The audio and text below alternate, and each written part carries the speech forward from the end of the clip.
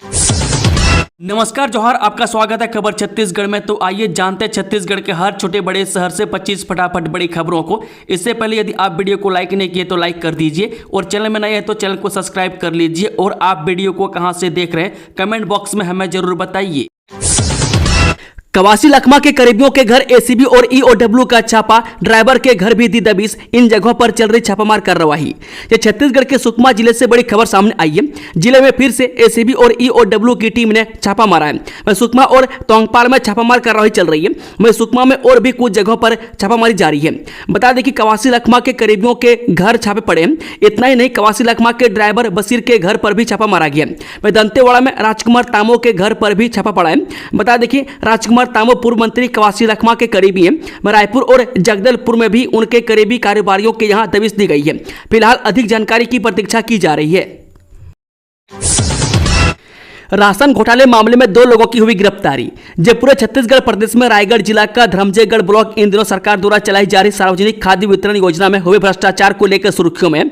आए दिन धर्मजयगढ़ ब्लॉक के ग्रामीण शासकीय राशन दुकान में राशन नहीं मिलने की शिकायत लेकर धर्मजयगढ़ से रायगढ़ तक अधिकारियों से गुहार लगा रहे हैं और बोल रहे हैं कि राशन दुकान संचालक द्वारा राशन नहीं देने से कई परिवार ऐसे हैं कि उनके सामने भूखे रहने की भी नौबत तक आ चुकी है।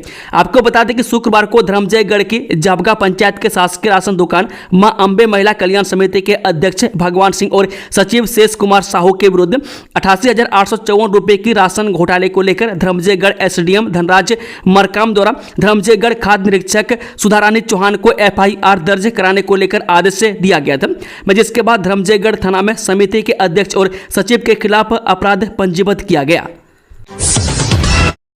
विदेशी नागरिकों की धरपकड़ जारी। बांग्लादेशी महिला और उसका पति गिरफ्तार। वीजा समाप्त होने के बाद भी सालों से कर रहे थे निवास। जिले में इन दिनों अवैध रूप से रह रहे विदेशी नागरिकों की धरपकड़ के लिए पुलिस और एसटीएफ की संयुक्त टीम सतर्क हो गई है। हाल ही में दुर्ग पुलिस की एसटीएफ ने 4 दिनों के भीतर दूसरी बड़ी कार्रवाई करते हुए सुपेला कॉन्ट्रैक्टर कॉलोनी से एक बांग्लादेशी महिला और उसके पति को गिरफ्तार कर लिया है। वहीं एसपी विजय अग्रवाल ने बताया कि उन्हें सूचना मिली थी कि कॉन्ट्रैक्टर कॉलोनी में एक महिला और पुरुष फर्जी पहचान के साथ रह रहे हैं। इस पर पुलिस से टीम ने तुरंत दबिश दी और दोनों को हिरासत में ले लिया। पूछताछ में महिला ने अपना नाम ज्योति और पुरुष ने रासेल शेख बताया। दस्तावेजों की गहन जांच में सामने आया कि महिला का असली नाम शाहिदा खातून, उम्र 35 वर्ष है, जो बांग्लादेश की निवासी है। प्रदेश के कई जिलों में आंधी तूफान के साथ होगी बारिश। मौसम विभाग ने जारी किया अलर्ट।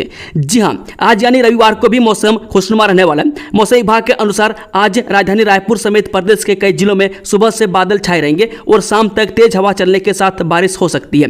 मौसम विभाग से मिली जानकारी के अनुसार छत्तीसगढ़ की राजधानी रायपुर, बिलासपुर, बलौदाबाजार, राजनांदगांव और दुर्ग सहित ही अन्य क्षेत्रों में तेज हवाओं के साथ जमकर बारिश हो सकती है। पश्चिमी विक्षोभ की वजह आज राजधानी समेत अन्य जगहों में गरज चमक के साथ बारिश हुई, जिसे मानसून के आगमन के संकेत से जोड़कर देखा जा रहा है। मौसम विभाग के अनुसार अगले 4 दिनों तक प्रदेश में तेज हवा के साथ गरज चमक के साथ बारिश हो सकती है।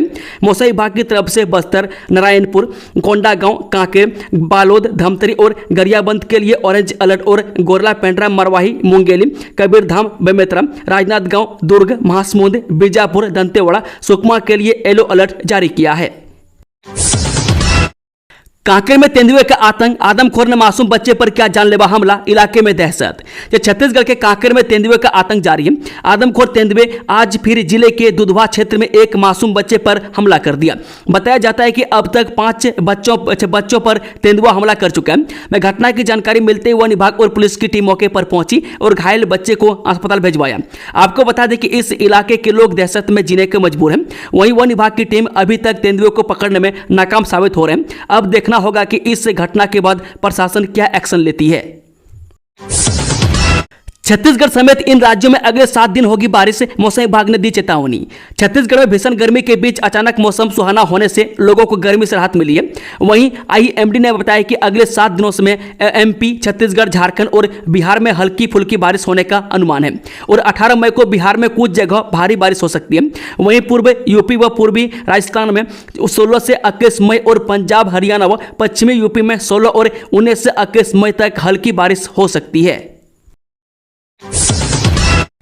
धान की खरीदी में बड़ा झोल, सही दाम न मिलने से खपा किसान, कब तय होंगे उचित रेट। छत्तीसगढ़ में रबी सीजन की धान खरीदी में बड़ा झोल सामने आया। इस सीजन में धान के सही दाम न मिलने की वजह से किसान नाराज हैं।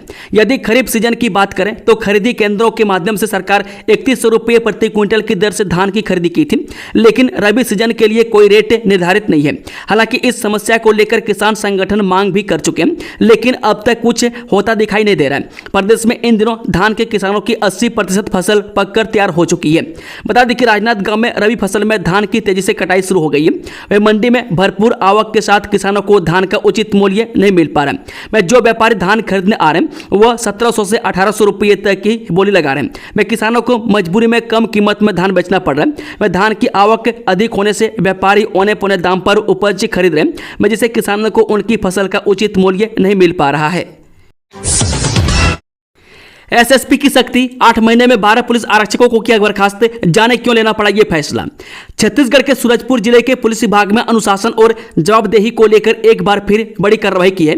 वहीं लंबे समय से ड्यूटी से अनुपस्थित चल रहे 2 आरक्षकों को सेवा से पृथक कर दिया गया। वहीं पिछले 8 महीनों में अब तक 12 पुलिसकर्मियों को इसी तरह सेवा से पृथक किया जा चुका है। इस कार्रवाई के बाद पुलिस विभाग में हड़कंप मच गया है।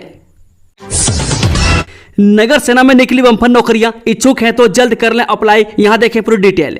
अगर आप सरकारी नौकरी की तलाश कर रहे हैं तो आपके लिए एक सुनहरा मौका है। मैं छत्तीसगढ़ में नगर सेना विभाग में बम्पर नौकरियां निकली है। इसके लिए अगले महीने परीक्षा भी होगी। आइए जानते हैं इससे जुड़ी पूरी डिटेल। जी हाँ, नगर सेना विभाग में खाली पड़ी 2215 पदों पर भर्तियां हो रही है। विभाग ने इस भर्ती प्रक्रिया को लेकर पूरी डिटेल जानकारी जारी कर दी है। विभाग के मुताबिक महिला नगर सैनिक छात्रावास ड्यूटी के 1715 पदों और नगर सैनिक जनरल ड्यूटी के 500 पदों पर भर्ती हो रही है। इसके लिए लिखित परीक्षा का आयोजन किया जा रहा है। कांग्रेस ने छत्तीसगढ़ को लूटा, जमीनों पर क्या कब्जा, रायपुर में जल्द बनेगा skywalk, Rajesh Munnat. Skywalk पर छत्तीसगढ़ में सियासी हंगामा मचा हुआ है। बीजेपी ने प्रेस कॉन्फ्रेंस कर इस बात का ऐलान किया है कि रायपुर में जल्द स्काई वॉक बनेगा। बीजेपी विधायक और पूर्व मंत्री राजेश मुन्नत ने स्काई वॉक पर कांग्रेस पार्टी को आड़े हाथों लिया। राजेश मुन्नत ने कांग्रेस पर आरोप लगाया कि उनकी भूपेश बघेल की सरकार ने रायपुर में स्काई वॉक का निर्माण नहीं होने दिया। रायपुर पश्चिम विधायक राजेश मुन्नत ने कहा कि कांग्रेस ने पिछले 5 सालों में छत्तीसगढ़ को लूटने के साथ ही जमीनों पर कब्जा करने का काम किया है। मैं साल 2016 से 17 में राजधानी में स्काई वॉक का निर्माण कार्य विधिवत टेंडर प्रक्रिया के बाद शुरू किया गया था, लेकिन कांग्रेस की सरकार ने स्काई वॉक का निर्माण नहीं होने दिया। मैं जब भी भाजपा ने विकास का काम किया, कांग्रेस ने केवल इस मुद्दे पर बहस की। प्री बीएड और प्री डीएलएड परीक्षा की तैयारी पूरी, 2 पालियों में होंगे पेपर, परीक्षा को लेकर प्रशासनिक बैठक। छत्तीसगढ़ व्यावसायिक परीक्षा मंडल यानी व्यापम प्री बीएड और प्री डीएलएड प्रवेश परीक्षा का आयोजन करने जा रहा है। यह परीक्षा 22 मई 2025 दिन गुरुवार को आयोजित की जाएगी। वह प्री बीएड की परीक्षा प्रथम पाली और प्री डीएलएड की परीक्षा द्वितीय पाली में होगी। मैं जिन अभ्यर्थियों ने इन परीक्षाओं के लिए फॉर्म भरे थे वो अपने एडमिट कार्ड व्यापम की आधिकारिक वेबसाइट से डाउनलोड कर सकते हैं। भिलाई स्टील प्लांट के रहवासियों के लिए अच्छी खबर, हाफ बिजली बिल योजना का मिला लाभ। ये दुर्ग भिलाई के निवासियों के लिए महंगाई के मोर्चों पर अच्छी खबर आई है।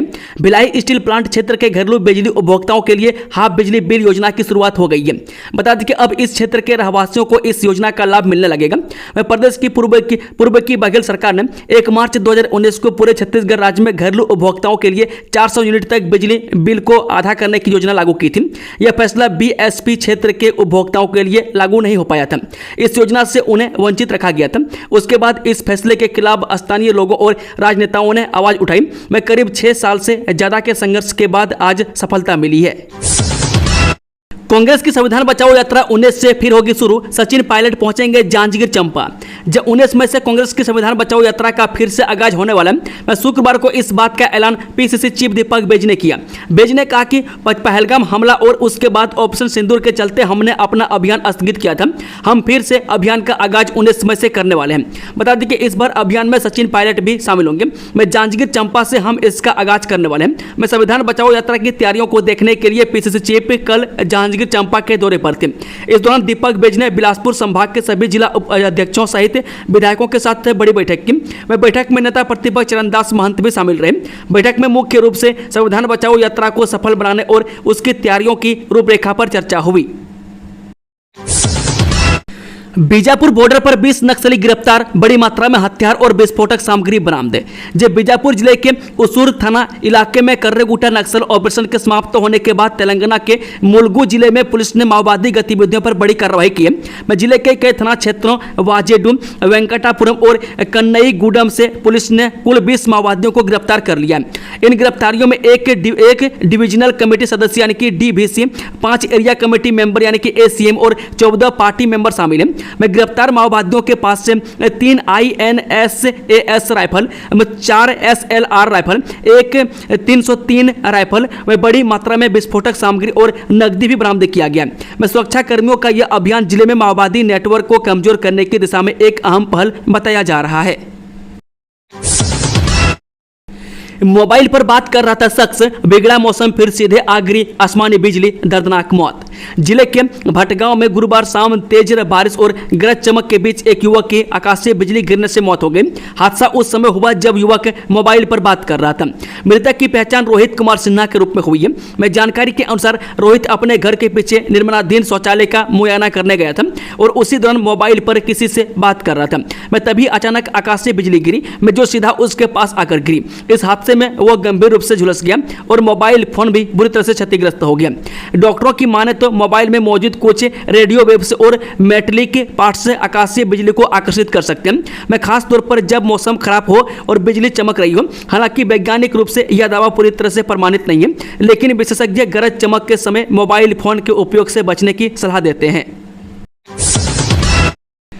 कौशल्या बिहार में अवैध कब्जे पर चला प्रशासन का बुलडोजर, खाली करवाई गई 20 एकड़ जमीन। जी राजधानी रायपुर से एक बड़ी खबर निकलकर सामने आ रही है। मैं दरअसल कौशल्या बिहार में अवैध कब्जे पर प्रशासन का बुलडोजर चला है। मैं कौशल्या बिहार में बने 30 से ज्यादा अवैध घरों पर प्रशासन का बुलडोजर चला है। मैं कार्रवाई के लिए प्रशासन के आधा दर्जन से ज्यादा बुलडोजर मौके पर पहुंचे हैं और लगातार कार्रवाई की जा रही है। मिली जानकारी के अनुसार कौशल्या बिहार चंदखुरी में RDA की 20 एकड़ से ज्यादा जमीन पर अवैध प्लॉटिंग की गई थी। अवैध प्लॉटिंग की जानकारी मिलने के बाद प्रशासन की टीम एक्टिव हुई और अवैध प्लॉटिंग में बने मकानों को तोड़ा गया। इतना ही नहीं, प्रशासन की तरफ से कहा गया कि जिन लोगों ने अवैध प्लॉटिंग की है उनके खिलाफ FIR की जाएगी। अवैध प्लॉटिंग पर कार्रवाई के दौरान भारी मात्रा में पुलिस बल के साथ SDM भी मौके पर मौजूद रहे। वंदे भारत की बड़ी डिमांड, 16 कोच के साथ चलेगी Bilaspur Nagpur superfast train, ticket हुआ सस्ता, देखें डिटेल्स। छत्तीसगढ़ में गर्मियों की छुट्टियों में लोग बाहर जा रहे हैं, मैं जिसके लिए ट्रेनों में भीड़ भी ज़्यादा बढ़ रही है। मैं जिसको देखते हुए वंदे भारत के डिमांड भी बढ़ रहे हैं। मैं आपको बता दें कि गर्मी की छुट्टियों में यात्रियों की भीड़ को देखते हुए बिलासपुर नागपुर वंदे भारत एक्सप्रेस ट्रेन को एक बार फिर 16 कोच के साथ चलाने की तैयारी शुरू हो गई है। दरअसल वंदे भारत में ज़्यादा टिकट लेके पैसों के वजह से 8 कोच को हटा दिया गया था। अब तक केवल 8 कोच के साथ संचालित हो रही थी। मैं इस ट्रेन में जून से यात्री पहले की तरह 16 कोच में सफर कर सकेंगे। इससे यात्रियों की कुल संख्या 564 से बढ़कर 1128 हो जाएगी। पद्मश्री सम्मानितों के साथ अन्याय, घोषणा के बाद भी नहीं दे रहे 25,000 पेंशन, साल भर से काट रहे चक्कर। राज्य में पद्मश्री सम्मानितों को 25,000 रुपये मासिक पेंशन देने की घोषणा पर अब तक कोई हलचल नहीं दिख रही है। फरवरी 2024 को तत्कालीन संस्कृति मंत्री ने पद्मश्री सम्मानितों की पेंशन 5 से बढ़ाकर 25,000 रुपये करने की घोषणा की थी, लेकिन अब तक कोई अमल ही नहीं हो पाया। मैं कलाकारों ने बताया कि इसे लेकर विभाग में कई बार बात की जा चुकी है, लेकिन अब तक कोई आदेश नहीं मिला है। मैं घोषणा को 1 साल 3 माह से ज्यादा हो गए। पद्मश्री भारती बंधु ने हाल ही में सांसद बृजमोहन अग्रवाल के एक व्हाट्सएप ग्रुप में भी इसे लेकर सार्वजनिक के मैसेज शेयर करते हुए पेंशन 25,000 रुपये करवाने का अनुरोध किया। वहीं 4 माह पहले भी पद्मश्री अनुज शर्मा, पद्मश्री अनूप रंजन पांडे, पद्मश्री मदन सिंह चौहान, पद्मश्री उषा वार्ले, पद्मश्री डॉक्टर पुखराज बापना, पद्मश्री फूलबानस बाई यादव आदि करीब 10 पद्मश्री मुख्यमंत्री से मिलने गए थे, लेकिन वहां से भी आश्वासन ही मिला है। खुशखबरी, नगर निगम के रिटायर्ड 300 कर्मचारी को होगा 8 करोड़ का भुगतान, जारी हुई सूची। सेवानिवृत्ति के बाद ग्रेजुटी यानी उपादान की राशि का इंतजार कर रहे नगर निगम के कर्मचारियों के लिए अच्छी खबर है। मैं निगम प्रशासन द्वारा ऐसे कर्मियों को उपादान की राशि के भुगतान की तैयारी की जा रही है। मैं निगम प्रशासन ने इसके लिए 300 पात्र कर्मचारियों के नामों की सूची जारी की है। इन कर्मचारियों को 8 करोड़ से ज्यादा भुगतान का प्रावधान किया गया। मैं सूची पर कर्मचारी 10 दिन के भीतर दावा आपत्ति प्रस्तुत कर सकेंगे। मैं गौरतलब है कि कर्मचारी को सेवानिवृत्ति के बाद सामाजिक सुरक्षा के मद्देनजर उपादान यानी ग्रेजुटी की राशि का भुगतान करने का प्रावधान है। यह राशि कर्मचारियों के वेतन का ही एक हिस्सा होता है जिसे नियोक्ता द्वारा काटकर जमा कराया जाता है। बताया जाता है कि राज्य शासन ने वर्ष 2008 में एक आदेश पारित कर इसके बाद नियमित होने वाले कर्मचारियों के उपादान का दायित्व नगर निगम को दे दिया है। इसके बाद से नगर निगम में भुगतान की स्थिति बिगड़ गई है और 2009 के बाद सेवानिवृत्त किसी भी कर्मचारी को उपादान की राशि का पूर्ण भुगतान नहीं किया जा सका है। डॉक्टर वर्णिका शर्मा ने स्वास्थ्य मंत्री को अनुशंसा पत्र लिखकर जिला अस्पतालों में फ्री IVF सुविधा की मांग। जब मुख्यमंत्री विष्णुदेव साय द्वारा इस वर्ष के बजट में रायपुर मेडिकल कॉलेज में अत्याधुनिक IVF सेंटर की स्थापना के लिए राशि स्वीकृत की गई है। मैं छत्तीसगढ़ राज्य बाल अधिकार संरक्षण आयोग की अध्यक्ष डॉक्टर वर्णिका शर्मा ने इसे लेकर सरकार की संवेदनशील कदम बताया। उन्होंने मुख्यमंत्री एवं स्वास्थ्य मंत्री श्याम बिहारी जायसवाल को अनुशंसा पत्र लिखकर मांग की है कि सभी जिला अस्पतालों में निःशुल्क IVF यानी कि इन विट्रो फर्टिलाइजेशन केंद्रों की स्थापना की जाए जिससे आर्थिक रूप से कमजोर निसंतान दंपतियों को संतान सुख प्राप्त हो सके। विधायकों का वेतन भत्ता बढ़ा, अब 40,000 रुपये प्रति माह का भुगतान किया जाएगा। छत्तीसगढ़ विधानसभा द्वारा विधायक वेतन भत्ता एवं पेंशन संशोधन अधिनियम 2025 को सर्वसम्मति से पारित किए जाने के बाद अब राज्य सरकार ने इसे राजपत्र प्रकाशित कर दिया। इसके साथ ही विधायकों को बढ़े हुए वेतन और भत्तों का लाभ मिलना शुरू हो गया है। राज्यपाल के आदेश पर उप सचिव अनिल सिन्हा के हस्ताक्षर से यह अधिसूचना जारी की गई है। राजपत्र में उल्लेख किया गया है कि यह अधिनियम भारत गणराज्य के 76वें वर्ष में पारित हुआ और इसका नाम होगा छत्तीसगढ़ विधानसभा सदस्य वेतन भत्ता तथा पेंशन संशोधन अधिनियम 2025। इस अधिनियम को 9 मई 2025 को राजपत्र प्रकाशित किया गया और इसे प्रकाशन की तिथि से ही प्रभावी माना जाएगा। 20 साल से फरार हत्या के दोषी को चक्रधर नगर पुलिस ने दबोचा, बड़ी सफलता। पुलिस अधीक्षक दिव्यांग पटेल द्वारा फरार वारंटियों की गिरफ्तारी के लिए चलाए जा रहे विशेष अभियान में चक्रधर नगर पुलिस को बड़ी सफलता मिली है। वर्ष 2005 में हत्या के मामले में दोषी करार दिए जा चुके और पिछले 20 वर्षों से फरार चल रहे संतोष कहार को गिरफ्तार कर कोर्ट में पेश किया गया, जहां से उसे जेल भेज दिया गया है। स्काई वॉक के लिए अलग से बजट प्रावधान नहीं, पूर्व में स्वीकृति राशि से ही बनेगा।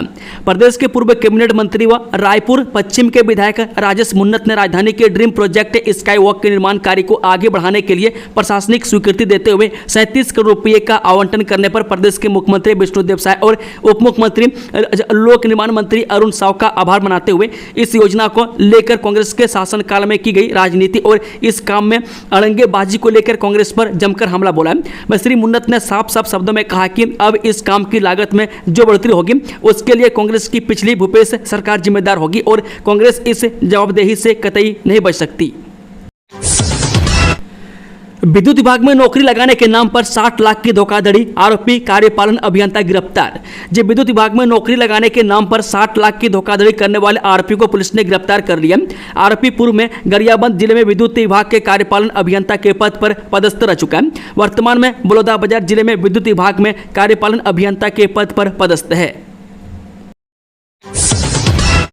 छत्तीसगढ़ प्रदेश टेनिस संघ के अध्यक्ष द्विवेदी और महासचिव होरा की अनुशंसा पर डॉक्टर यश चड्डा बने रायगढ़ जिला टेनिस संघ के अध्यक्ष, खिलाड़ियों में उत्साह।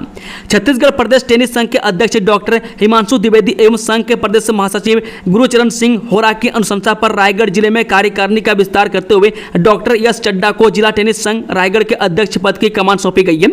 उनकी इस नियुक्ति से जिला टेनिस संघ रायगढ़ के खिलाड़ियों में उत्साह देखने को मिल रहा है। बता दें कि जिला टेनिस संघ रायगढ़ के नवनियुक्त अध्यक्ष डॉक्टर यश चड्डा बालाजी मेट्रो हॉस्पिटल के सुप्रसिद्ध कैंसर सर्जन एवं टेनिस के खिलाड़ी हैं, जो बीते कई वर्षों से निरंतर इस खेल से जुड़े हुए हैं, जिन्होंने यूपी से 14 वर्षीय आयु वर्ग एवं 16 वर्षीय आयु वर्ग में राष्ट्रीय स्तर पर प्रतिनिधित्व किया।